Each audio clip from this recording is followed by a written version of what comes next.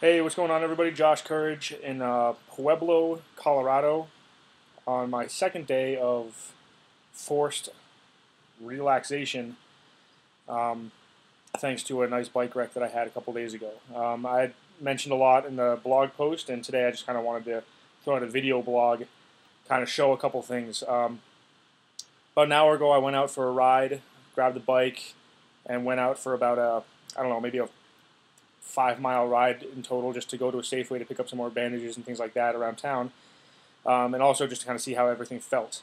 So basically, here you go. This is what my hand looks like right now. I have a big, huge cut at the top of this finger, which doesn't really affect it. I can move these fingers fine. It's this one down here that's really tough. I'll show you on my free hand.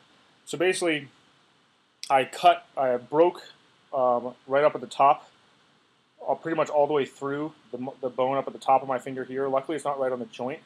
The problem is, though, what it appears has happened is the ligament that attaches the outside of the thumb here, or right on this joint, and moves all the way down through the palm and into the wrist. That thing is pretty much busted. So I am completely swollen all through the back of my hand here and through the palm right here. It's completely, totally swollen and extremely painful to the touch, which stinks. The bad thing about that is that when I grab onto the bike, that's where everything goes. Basically, if this is the handle, that's where I grab. Everything goes right into that point on my hand.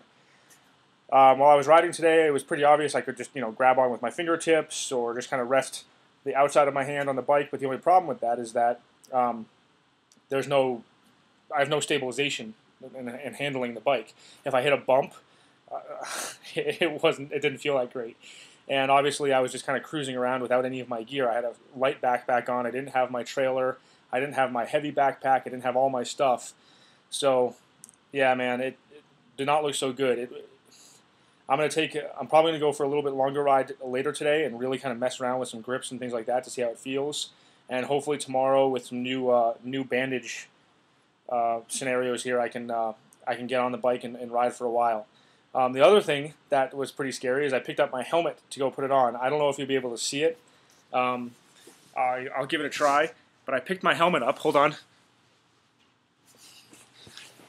And I don't know if you can, you probably won't be able to see the cracks. But this thing is just like torn apart. There's a huge crack right here. Yep, you can see that. Inside, there's a crack that goes all clear through the entire helmet. You won't be able to see that. There's a huge whatever. I won't show it to you. There's like 5 or 6 cracks that go clear through the entire helmet, which is pretty scary to think that would have been my head. So I guess it makes sense that I have a throbbing headache still a couple days after this whole thing. So that's what's going on. I'll keep everybody updated as to how I feel, and I'll probably be back on the road tomorrow.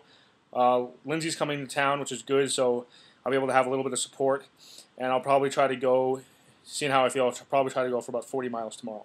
All right, over and out. Pueblo it is for a couple days. Good times. All righty.